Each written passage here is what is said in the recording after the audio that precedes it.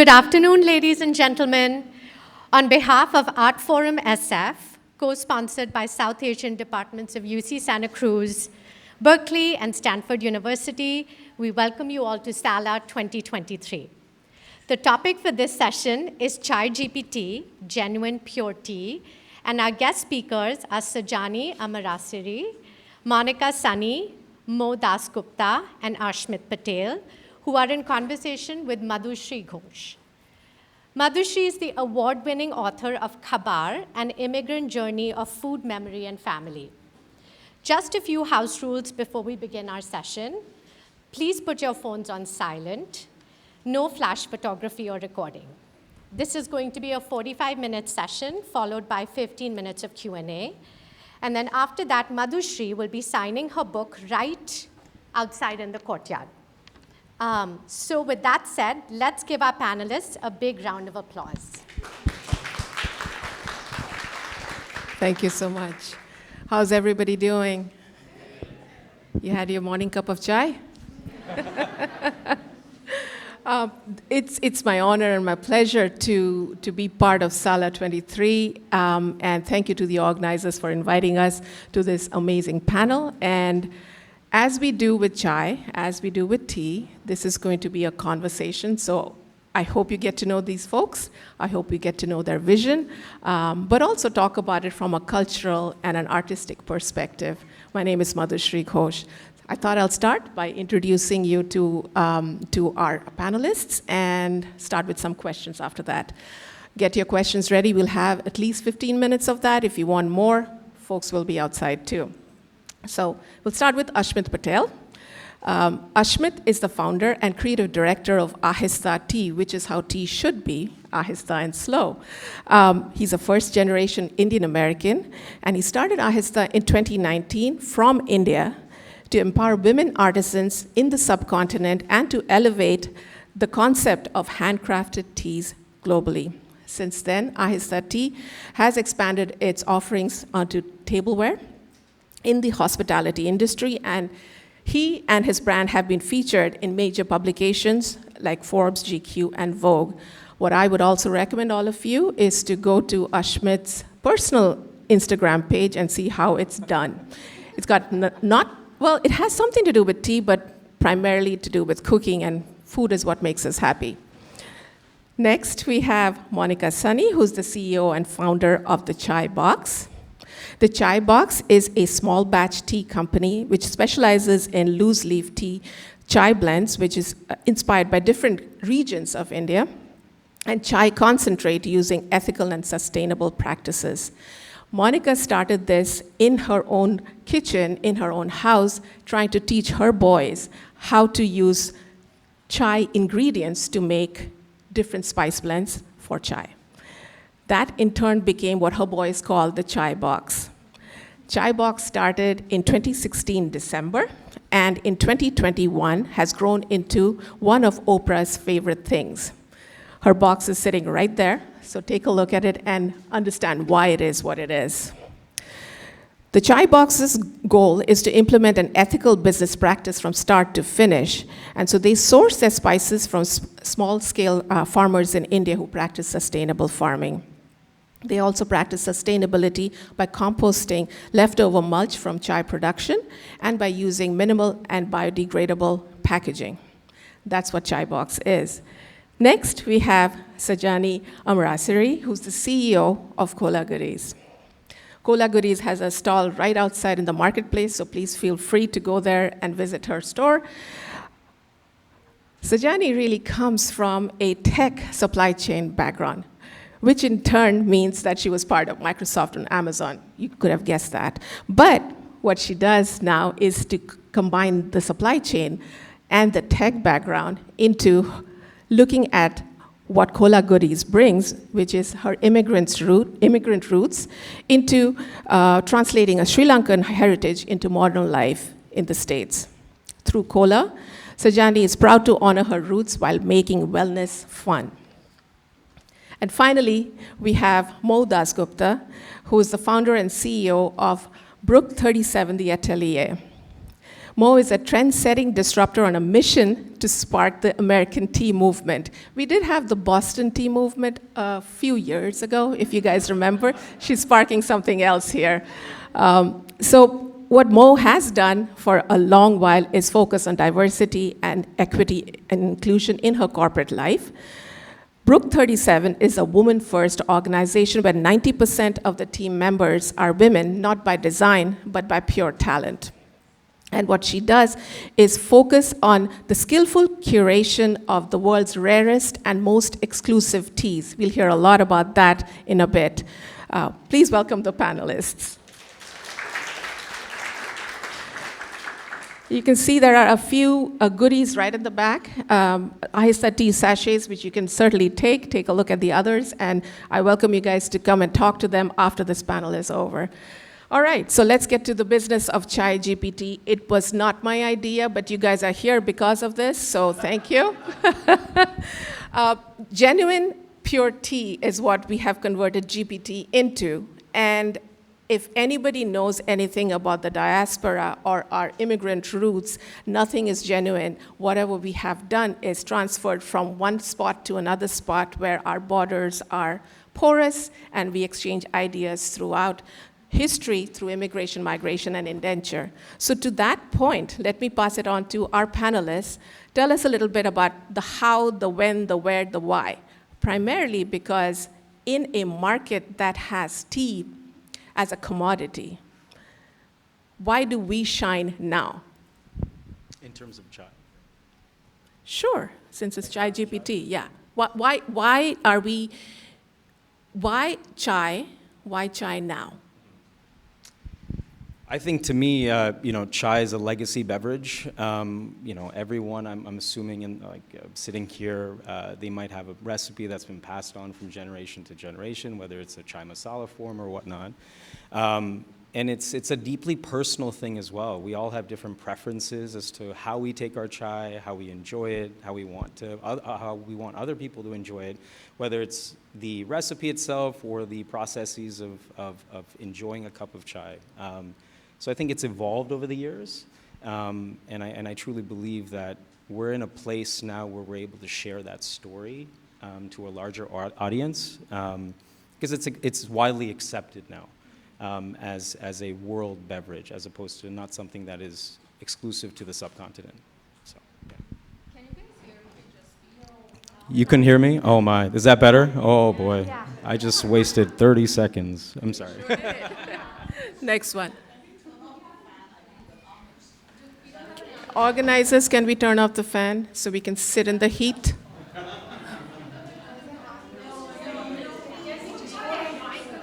Yes, we can hold the mic closer. All right. All right. The audience has taken over. All right. Monica. Same question. So for me, chai it literally means family, right? So why is it important now? Personally, it's important for me is to pass down the tradition to my boys, because I have these fond memories of having a cup of chai with my mom and dad in India. And when we came to the US, that was something that kind of stayed. It was a tradition. And it was something that you couldn't find outside. It was always something that it reminds me of home. So to me, as second gen in US, I wanted to pass that tradition down. And because I felt like if I don't, how will my kids know how to make a cup of chai? How will they enjoy that special time that I used to have? So to me, just South Asian brands in general, or ideas of food, whatever it may be, is really loud, and it's about time. I've been in the US for 40 years, and I can't tell you how happy this brown panel makes me feel. Because chai, it was brought to the Western world, and it's been, it hasn't been too many brown founders who are working in this space and sharing that craft. So to me, it's really important to share that craft with our next generation and then pass that down. Hi, everyone. So for me, I think for your question, Manashri, of like, why now? Why is chai having a moment now? I do think technology, social media, virality has a part to play in it. The fact that Instagram has allowed us to, anyone from anywhere, you don't have to travel anywhere, but has that awareness of any other culture. And if they want to learn about it, there's no gatekeeping. You can literally Google anything, you can YouTube anything, and the information has been more democratized. So I think we are in this perfect moment where social media, internet, technology has all come together, and people are just more aware of cultures and the world more in general, and I'm, because of that, also more open to it. And it opens more flavors, and I do think that has given a big like globalization moment. And like you said, I think it's not a moment, I would say, and I heard someone say this, like, it's a movement. We are not just in one area, we are not just, in food, we are in tech, it's a pop culture moment that South Asia is having, and I think just all of us are there to represent. Thank you. I don't know what else to say after all the great answers, but I'll take my cut. For me, I came to the USA 25 years back, and I come from West Bengal, Calcutta, drinking really high quality Darjeeling tea. And I could not find good tea in the USA. So I would go to Calcutta and pack up my teas every time. Why am I doing it now? Because I had to earn money to raise my child. So 25 years I was in financial services industry. And after she graduated, I decided I'm going to do what I'm so passionate about, and that is to bring really high quality, best teas of the world to the USA. And what I came to know is Germans and Japanese pick up Darjeeling tea before they are even plucked from the bushes. And so it doesn't come to the USA, and even if it comes through many hands. So getting fresh tea from India makes a huge difference, or South Asia, I would say. Secondly, why it's important now is health is becoming very, very important to everyone. People are shifting from alcoholic beverage to non-alcoholic beverage. And even today, the non-alcoholic beverages you find, they are sugary, they may have other stuff in it, but it's not healthy drink. But tea can be really a healthy drink, which I call as the sober sibling of wine.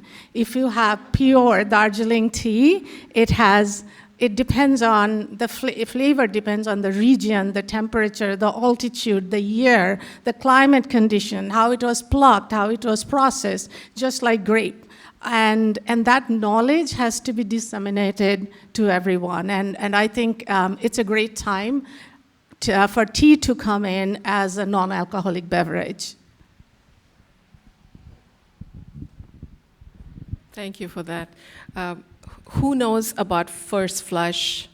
Who knows about one person knows about first flush.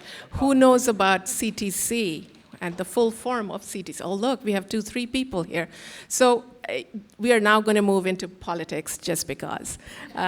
So who knows when tea came into India? Do we know? Did it come from, where did it come? It came in from China. Okay, everybody knows about that. That's great. So, but do you know how the British were introduced to tea? Yeah, so colonizers colonized. And also, 2 colonizers spoke with each other. So there were the Portuguese who showed them what tea looked like, what it felt like, and then it started going all the way down through the different colonies because of the opium wars, and then settled in Assam, Siliguri, and Darjeeling in India, where our tea plantations are still there. The first round of tea went in from Assam. There were 20 boxes of tea that went to London for auction, and that's how tea entered the British milieu. To that point, since every one of you has talked about sustainability and equity and equality of tea, we are talking about not the commodification of tea, but we're talking about what's fair, and it's important to you. So can you tell us how that started? Because it's important for this group to know that when you're talking about high-end tea or a high-end experience, what does that mean? So I'll start with Mo so she can say everything and the rest of them can keep quiet.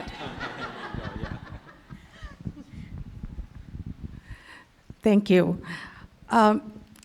I have 3 kids, and I started a business. When I couldn't start a business without thinking of sustainability. And when I started navigating the whole path, it came to sustainability and equality, because it's not just about packaging sustainably, but also sustainable farming. How we are treating the soil, how we are restoring the bushes, whether we are really cloning a lot of plants to get more grow, but actually we are ruining the original bushes. So those things were very, very important, as well as the wages. So I met with the pluckers. So imagine a woman who has been working for Makai Bari for 32 years, and she carries 9 to 11 kgs of tea in her basket and walks in the mountain, and in the end gets so little money that somehow they're just surviving. Next generation of kids are not interested in plucking, and if that happens, that means there is not going to be hand plucking, which is very important for Darjeeling tea. So it's very important that, and it's high time that they pay better wages, they attract better talent, and the next generation brings their insight into how tea should be processed and cultivated. And that's why I think we all should be not only thinking about growing a business, but also how to give back to the community, give back to the environment. Social giving and environmental giving, these are extremely important. So this is basically how Cola Goodies started. This is the entire Genesis story. Basically, so I have a brand called Cola Goodies. We have some chai outside and Sri Lankan milk tea outside. So when you guys are done, come over and take a sip. Basically, the mission, I say, is cultural representation from seed to shelf.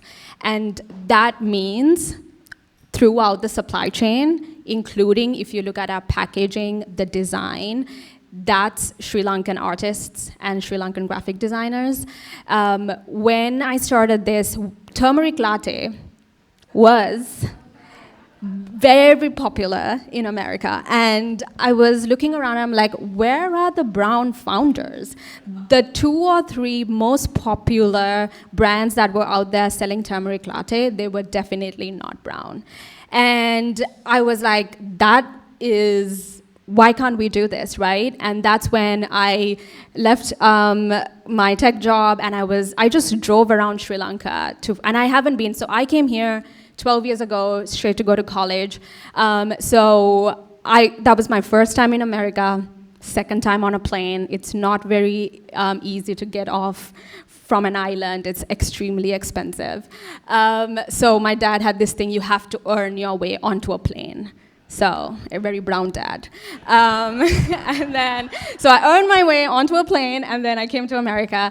And basically, when I went around Sri Lanka, that's when I really learned about food supply chains. Because when you're growing up there, you just take it so much for granted that there's tea in the morning, thank you, Mom, and there's food on the table and everything. So that's when I learned about how do supply chains really work. And because I was doing all these tech supply chains, and I could see okay, here's how a laptop is made, but I had no idea how food is made. And then when I visited these farms, it was really, I think it was emotional, because that's when I even learned a lot about the Sri Lankan tea history and how exploited the Tamil workers were, how they were lied to when they were brought by the British, how they did not have citizenship in the country for 150 years, and it's only the 1970s they even got citizenship, which is so messed up. And to date, there are big plantations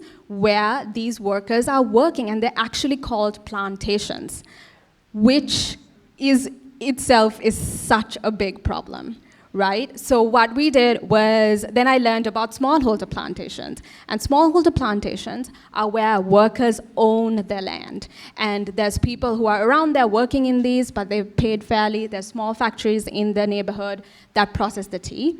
So that kind of how our sourcing came about. And then every bit of the way, we wanted that cultural representation. So that's kind of how I define equity and sustainability and representation for us.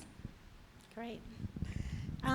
So for us, well, like Madhushri said, Chai Box literally grew out of my kitchen. And when we thought that, okay, we should start this as a business, one of the first things was that I wanted quality spices. So growing up, you know, we had cardamom from Indian store, and it was great. But then I met my husband, and I went to his house, and his parents' cardamom was actually green, and ours was gray. And I opened the seeds, and it was from Kerala. And I immediately became a spice snob. I had to have green cardamom, you know, because the quality of the spice matters, right? So when we started this business, I said, we have to do this the right way. We're going to source our spices, quality spices from Kerala, not knowing anything about the supply chain. In fact, I didn't even want to start a business. It was just something that, you know, my parents had a Dairy Queen growing up, and I swore to myself I would never work in a family business because I wanted my weekends free, I wanted to have vacations, and now I don't have weekends free, and I can't take vacations, but it's really rewarding because when we started going to Kerala and talking to these farmers, and my husband's dad, who lives in Kerala, has these amazing relationships with these farmers who've been practicing regenerative farming for years, and their crop, you know, is beautiful. And so when we sat down with my boys, they're the one who came up with the name, so I thought this is a great opportunity to involve them in the business. So we identified our non-negotiables. We will only source from small-scale farmers and give back. We will only source from tea estates that value women, and that pay women not just by the load on their back, because that's how women get paid for tea. First of all, women are chosen to pick teas because they're small fingers, or even children. I mean, that's labor-intensive work, and it takes it's like 4 or 5 hour shifts that they have to fill the bag, but they only get paid for how much ever is weighed. But we work with tea estates that pay actually hourly and for the weight. So I think just being very intentional about how you source, where you source, what kind of packaging you use. Those are your company's non-negotiables, and you just don't stray away from that. Like, you keep that as your ethos. So that's what we plan to do moving forward, always. Perfect. Yeah, with us at Ahista, the whole idea was to go back to India and build a base there. Far too often, the value add doesn't remain where the tea is produced, and I think that's the best way to retain that sustainability. And if you know anything about our brand, from the moment that the tea is plucked to the moment that it is packed, it's all done by women artisans, and we've done that by design. And like Monica said, there are far too often that we've associated women with just plucking the teas because they have very delicate hands, but they're never involved in the actual making of the tea. So that's what we want to do at Ahista, is to change that perception. And we've been fortunate enough to do that. We have a few micro gardens also in India at the moment. And yeah, we've been servicing clients in restaurants and cafes, hotels, and lucky enough to service in about 35 countries up until now. So I think that is the main thing for us, is to keep the value add where it belongs. And when it comes to even the transport of tea, if you're able to source direct, it's always the best way because it doesn't exchange hands multiple times. So if you are interested, whether it's a tea brand or a coffee brand or any commodity, it's best to look for partners that are direct from source. Yeah. Thank you for that.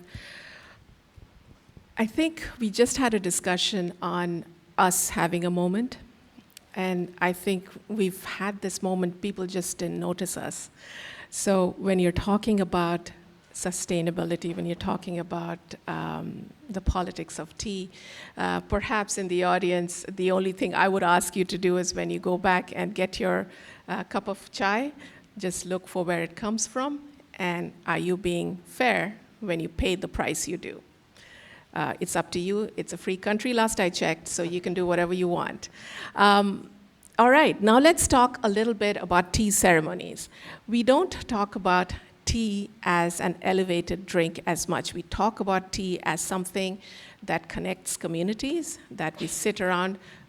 Chai and gupshup is a very done thing in North India. Adda chai in Bengal is what you do, adda cha. But you do have a lot of very interesting tea ceremonies, whether it's Japan, whether it's China, or even in Morocco or the Middle Eastern countries. So can we talk a little bit about that and the new paradigm of tea that you are all creating? So let me start with Sajani. So in Sri Lanka, we don't really have a big tea ceremony. The only cultural thing that I knew that was close to me was it was my mom's and dad's non-negotiable their time. They, before we even woke up, the two of them would sit down, have a milk tea. Because if you guys didn't know, in Sri Lanka, we don't usually add spices in the tea. It's milk tea. It's Ceylon tea with milk and sugar. So they have it in the morning, and then at 5 o'clock, they'll have it again together. We're not there. They're just having that tea time. So that was a special memory for me. That was my ritual with them. And it just brings me such fond memories. And it's one that unites. Sri Lanka, as you guys know, have had a very complex history.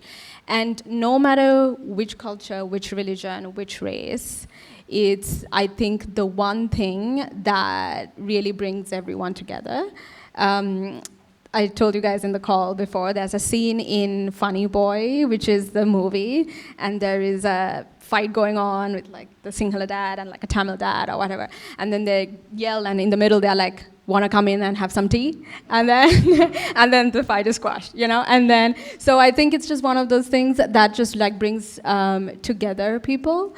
And with our brand, what we have seen is, so for me, it just, one of the things that when I was growing up and my mom was telling me, learn how to make tea, I was like, no, I'm not gonna. This takes too long. I don't want to do it. I'll get someone else, my husband will know how to do this. Actually, it became true. And then, so even when I made the tea, it was one of the things how can a lazy person like me make this as easy as possible? So that's why we have an all-in-one. It has the milk in it, it has sugars, the Ceylon tea, everything in it. So the way I have seen our customers use this in modern day, and that's why I kind of say it, because it's it takes the time out of it, and that's the way it just works for my lifestyle. But even in those 3 minutes that it's brewing, that's a mini ritual for me in this moment where I'm smelling the tea, I'm just in the moment and just, grounding. And that's also what our customers have told us. They are reaching for their afternoon cup of chai and skipping their coffee. So it's becoming a coffee alternative. It's giving them their energy back in a more sustainable way for the day. That's kind of how the new ritual for today's customers have been made for us. So my mom, ever since I can remember, would do chai meditation. So she would say that making chai involves all of your senses. So crushing the spices, smelling the spices, pouring the milk, seeing that liquid gold boil, you just mesmerized. And I've been watching her ever since I was little, watching her do this, and then she would always pour it in a kettle, and then pour it in a cup. just to do a service for herself, type of meditation. And that's what I do every morning, and that's what I taught my boys. Even if it's 5 minutes, although it's hard to make chai in 5 minutes, but even if it's 5 minutes of enjoying a cup of chai, you're doing it for yourself. And that's what I love about the South Asian culture or the Asian culture, taking the time to enjoy that cup of tea. It's hard to find to-go cups in Europe or even Asia, South Asia. Like, you go to a chai kada, or a chai stall, you get those little coolers, right? Like glass even. You take that moment to enjoy it and just take that time. And it's not they're small. But anyway, I just watched my mom do that, and to me, doing chai meditation, which I do every morning, not today. On Instagram. I do it on Instagram. I literally talk through what I'm crushing, what the spices are good for, and I pour myself a cup in my garden, and I do that every morning. And but today, since I was in the hotel room, I had coffee with Ashmit and Madhuri. But point is, just taking that time to enjoy and do that meditation. It's what we do.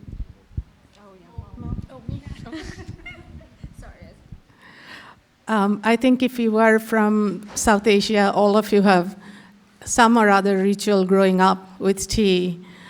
For me, I think what tea forces me to do is to be patient. And I was just telling my friends here today, I don't have, working in investment banking for 25 years, I do not have much patience. And waiting for 4 minutes and then also tasting and sometimes things still not come. And it does teach you how to be patient. And I think the powder I need to try. I think that'll do good to me. I think we say that tea elevates the moment of connection with people. It teaches you to do things together with others. And being a brand, what we are telling people that you don't have to drink tea in a ceramic cup. Drink it in a wine glass, chill it, drink it like a martini in the martini glass. Add other things to it, bring more flavors into it. So come up with your own ritual, and you modernize the tea. So when I go to some friend's house, and if I say I don't want to drink alcohol, the things that are offered to me is water or soda. And we are saying that be very proud to take out a beautiful looking tin of tea and offer people, saying that this is next to my scotch from Japan. I also have this tea and I want to offer you this. And come up with all those rituals so people look forward to coming to your house, because it's going to be another thing, a new thing to enjoy with others. Yeah, to Mo's point, I think a great way to elevate the experience is to not only use ceramic ware, which we do for a lot of the restaurants and cafes that we service, but in wine glasses. I think it's a great way to elevate the experience. It's a great way to also slow things down, and we talked about this also this morning, is like the romanticization of wine, but why is that not the case for tea? And I think there's a disparity there, and there's a gap there that we could fill.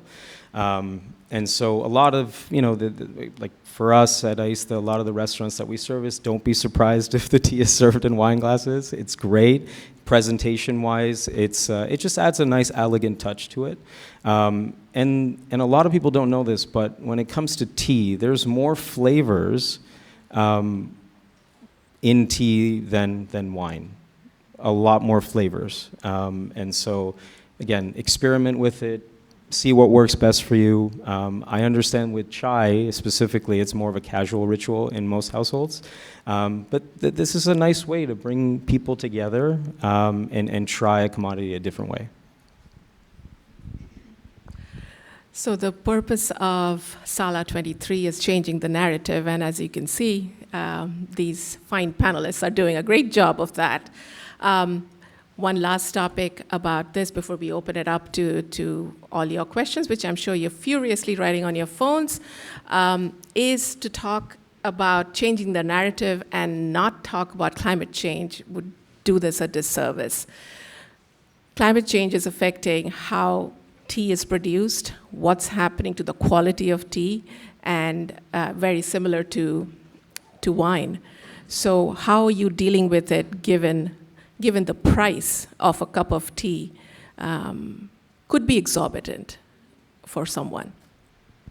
You want to start? Okay. Yeah, tea is a seasonal commodity. And if you look at the Indian subcontinent and the teas that are grown there, droughts have been a big issue the past year or two, I would say. And it's affected not only the tea growers, but also everyone in the tea trade itself. How do you mitigate that? I don't personally think of it as a negative thing. You know, I think what we would associate a particular tea, for example, a Darjeeling First Flush, would be slightly different in its flavor profile because of climate change. So I think we tend to think of climate change as it's real, it's there, but in terms of tea, I think there's also some interesting flavors that you could create.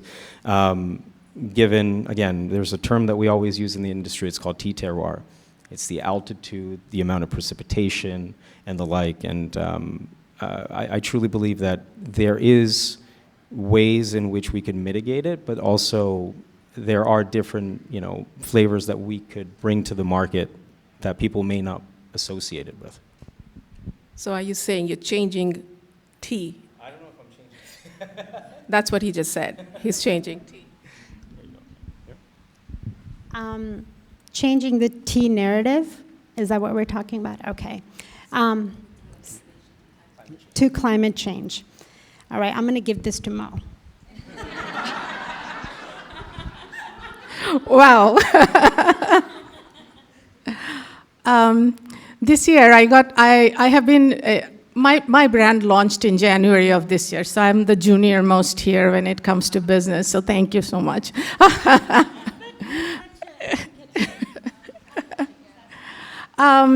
I called my Makaibari manager, which is a very famous tea estate in Darjeeling, and I said, am I going to get the best tea? Am I going to get the best tea? And he said, pray to God, Mo, that the rain stops. It was raining so much that he was like ready to pull his hair because the tea was not coming out well. And when I was in Makaibari, I tasted tea leaves from the same bush. One day it rained, next day it didn't rain, and they tasted completely different. And I'm talking about first flush, so quickly first flush and second flush. First flush is the first leaf in spring, which is March and April. Second flush is May and June. They're a bit stronger, and that's the second bunch of leaves that come out. So yes, I mean, climate is impacting the tea production. The production of Darjeeling tea was almost 20% down this year, and the quality was not good. And I actually could find 3 teas this year in Darjeeling that I wanted to buy, and that's all I bought. Last year, I bought probably 10, 12 different teas from them. So, yeah, I mean, and as a result, India's export has come down, and China is exporting a lot more. India is not marketing properly the tea. India is not taking care of the workers who are working there. The political environment, especially up north in the Himalaya area, is impacting the tea plantation. A lot of tea estates are getting sold and converted into hotels. So Darjeeling tea is definitely is an endangered area. So, and then when you see that people are selling Darjeeling tea at 70% discount, know that that tea either is stale or it's not good quality. So the price you pay is what not only the business gets, it gets transpired to all the way to the bottom line. And if this continues like this, probably like if I want to go and buy, so many people have offered me, do you want to buy a tea estate? Because nobody almost wants to have a tea estate in Darjeeling anymore. So it's a sad story. Sorry, I took too long. And just one thing to add about the changing narrative and the price of a cup. This is a big thing that comes in general within South Asian communities and when it comes to the price. We had a viral TikTok recently that was like, oh my God, this chai is so expensive. And I was like, yes, because here is our supply chain. We source directly from farmers. We source our spices directly from farmers. That means that we're actually giving them 30% more. And if you look at how the tea farmers live right now, if we don't actually enable them and economically empower them, we just won't have tea because they are going to go into better things to do and more ways to earn money. And I feel like we have this perception that anything South Asian has to be cheap. And it doesn't have to be. You have to pay for the quality of it. If you see, there can be a $6.99 instant tea. And it can have extract, it can have preservatives, it can have all of that. But if you look at our ingredients, you will see that there are no preservatives, no extract, and it's a fair trade and a fair supply chain. So what we need to pay is actually uphold our own brands and our own products and not actually have this price conversation so much that, because what you're paying for is not a product, it's a value. Yeah. So looking at it as a value, as a community, I think, is another narrative I want to add to it. Yes, I'm so glad you said that because when we started the chai box, because we all source the same way, a lot of people were coming up to me and saying, well, Monica, your chai is bougie chai. Like, I like my Bagh Bakri, or I like my, whatever, Brook Bond, and that's okay too, if that's what you like. But there's so much space for to change the narrative, to buy from the brands that actually, go and talk to the farmers and are trying to make a difference. And yeah, there's a price tag, but it's because at the end, the farmer or the person who's plucking the tea is impacting them directly. So there is a reason why we're doing what we're doing, and it can only be sustained if we have people who value it also. And with that, thank you very much. We will open this up for questions. And how are we doing this, organizers? Am I giving just hand the phone? Okay. It's going to be a one mic journey. One mic journey. Hang on. Who has a question? Yes? So you said that the quality of Darjeeling tea is declining. Are there any regions in South Asia where the quality of tea is improving? It can be a quick answer. Hi, thank you so much for this panel. My question was about all of your experiences selling your products to non-South Asian communities within the US, and just some insights on how their palates have anything revealing about that?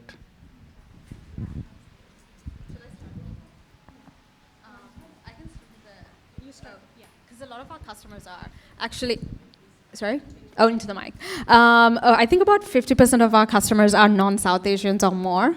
And the way that, and it's been a different ways of telling Sri Lankan milk tea especially, it's just like, once you try the product, you see that it doesn't matter whether you're from South Asia, because it's just so comforting that has been a bridging cultures, whether it's Asian, whether it's South Asian, it's white. And then we also have a lot of health benefits that we talk about, because it's 80% less sugar, the coffee alternative aspect of it. So those are ways that we have positioned it in different ways. And yeah, that's been one of the ways that we've been able to get it. And I don't know an answer for your question yet. I just want to add to that I wouldn't say that Darjeeling tea quality is reducing. I'm just saying how the weather pattern is impacting. So anywhere there is a weather transition, tea is going to taste different, and it'll not taste the same.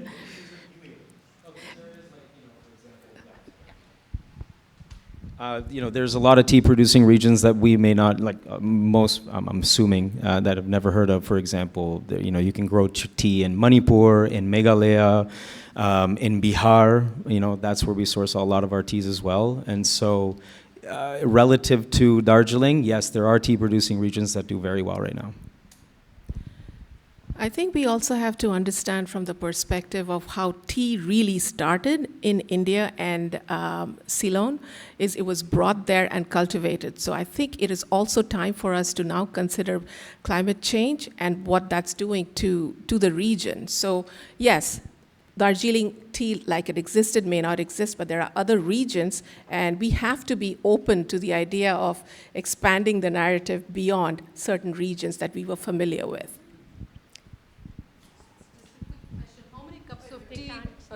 How many cups of tea do you advise can a person have in a day?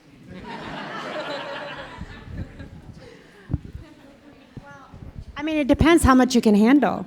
So, cup of tea is roughly about 1/3 of caffeine of coffee. So I don't know how many cups of coffee can you have. I personally have about 3 to 4 cups of tea, but You said 2. Yeah. That's probably our max. My intern back there, she has a lot more, usually. And she really enjoys making content because of that.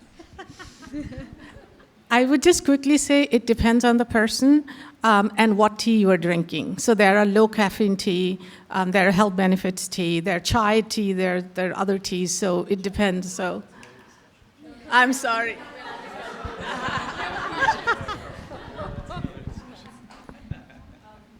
Try and get to everyone, so we'll...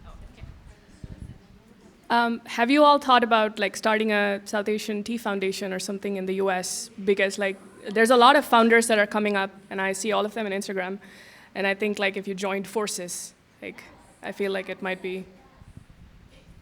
So yes. In short, yes. I'll answer for them. I think Sala is such a connector. And we need to acknowledge these kind of community interactions that folks who are pretty much working in silos in their homes or in their little initiatives, which have now blown up. This is the place where you really get to meet interesting people who are like-minded and want to continue that. So I'm answering for these guys. Yes, I think we need that. But we also need to have passionate champions. It isn't the first fan of their work. It is the second fan that joins because of that first fan. So you have to be evangelists for South Asian tea culture rather than just talking about this brand versus this influencer versus that. I mean, there's a politics behind this. How you hype up your people makes you. So hopefully you're promising to do that after this.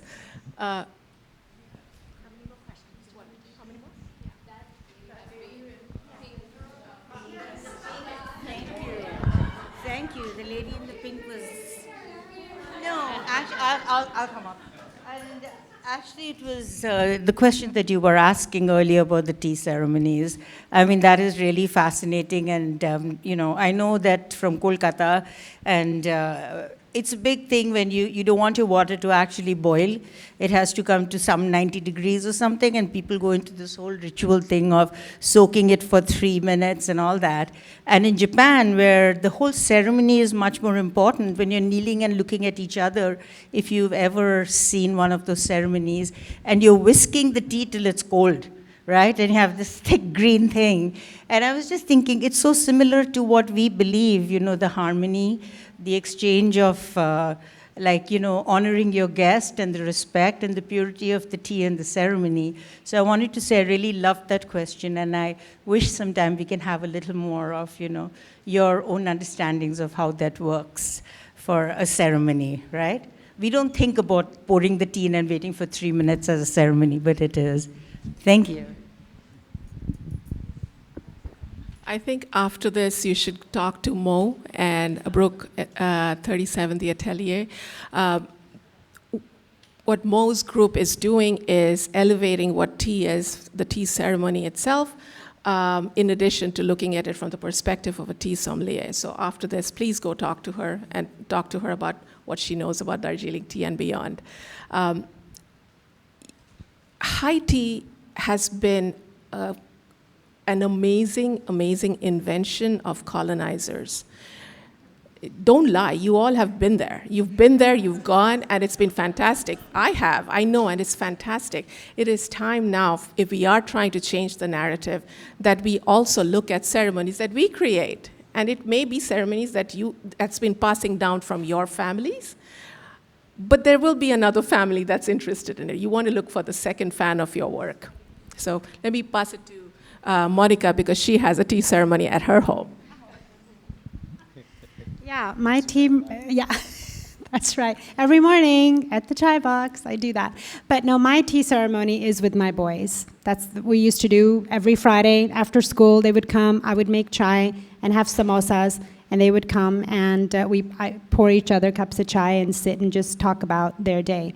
And then their friends and their moms would come over, and they would be like, oh, this is so cool. I want to do this too. So just educating other people and having them do that ceremony with their kids is like the biggest, that just makes me so happy to know that we're passing that down to not just the South Asian culture, but outside of that culture.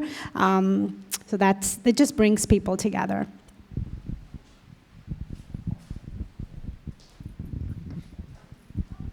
Hi, I had a two-part question, actually. The first one is about the tea ceremony. So how do you reconcile like a fast lifestyle with the slow, brewing of tea and the meditation and all of that? Because I know growing up, my parents had the same thing. They would have the teapot and the tea cozy and sit there patiently waiting for it to bloom. And and then the ta part, in Bengal you have cha and ta, so you have to have the ta with the cha. But it never caught on with me. And when I moved here, I didn't have the time to do that. But then I would say about 20 years back, I said, let me try making some tea. And that's when I started actually understanding tea and getting the fragrance and actually understanding the liquor part of the tea, and without milk or sugar or anything, just the liquor. So how do you reconcile that with the fast lifestyle that people have? That's when I retired, actually.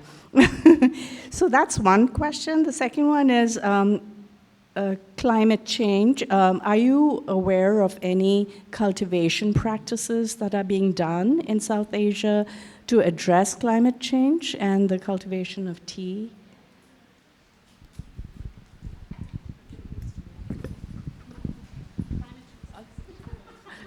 Climate. Regarding what you say, the time and time it takes, so we call our tea for the time. Because time has changed, and you are in the office and you don't have to do brewing and all that, ceremonious things.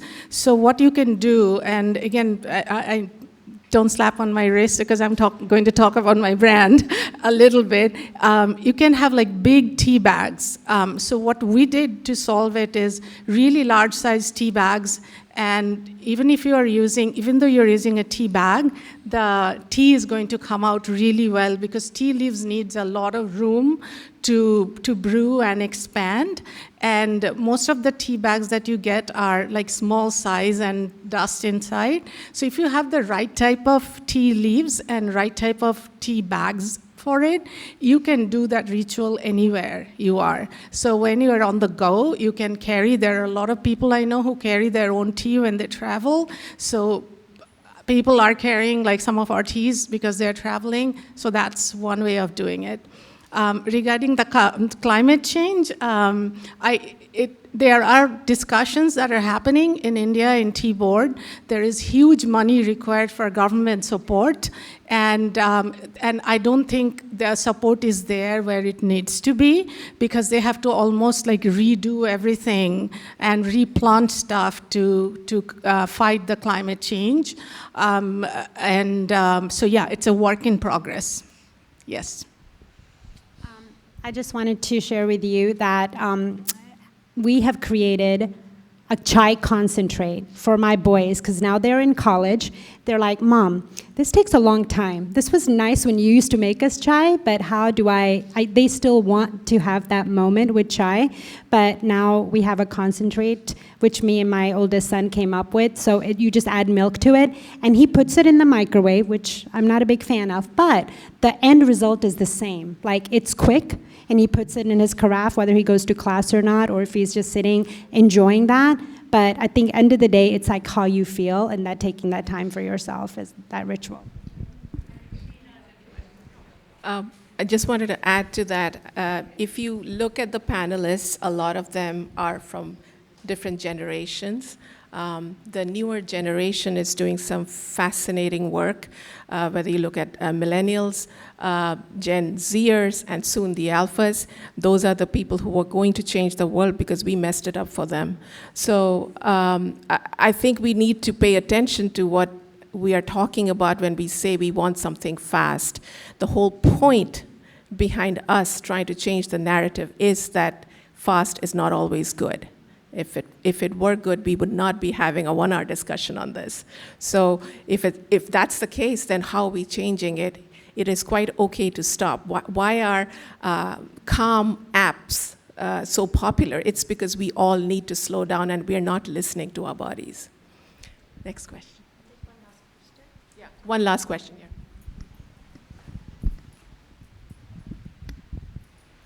Thank you, panelists, for such an informative session. So I was just wondering, when do the tea leaves actually expire? And as a business owners, what do you guys do once the tea leaves expire? Do you guys just throw it?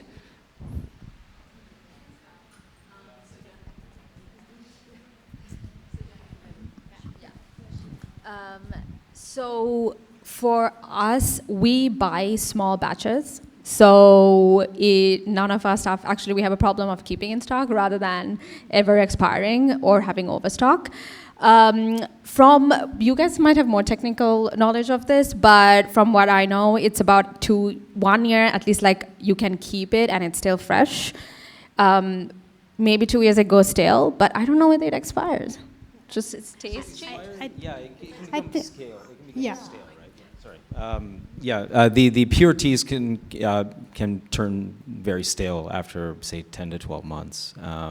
But I think when it comes to tea blends, I've seen a lot of other people, we don't do this at Ahista, but they will actually reflavor it. You know, a lot of the teas that you do find, a lot of the flavored teas, they do use natural flavors. So what they'll do is they'll just spray that specific type of natural flavor over the tea leaves.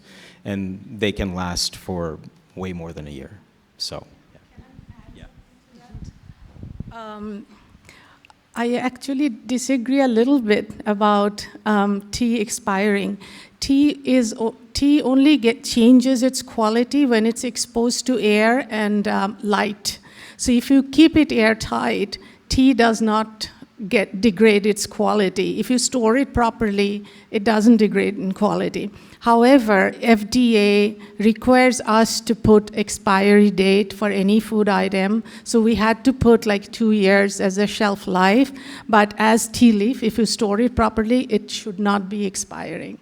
But that storing is extremely important, how it's packaged, because every time you're opening it, it's losing its quality.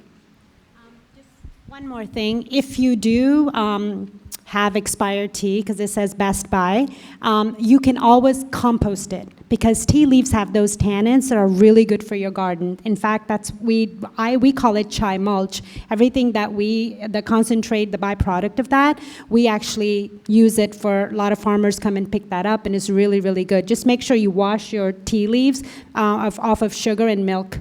That way your plants will thank you. All right. We will have more questions outside, that you know what the panelists look like. Thank you so much for your time. Get some tea sachets from there if you want. Thank you, panelists.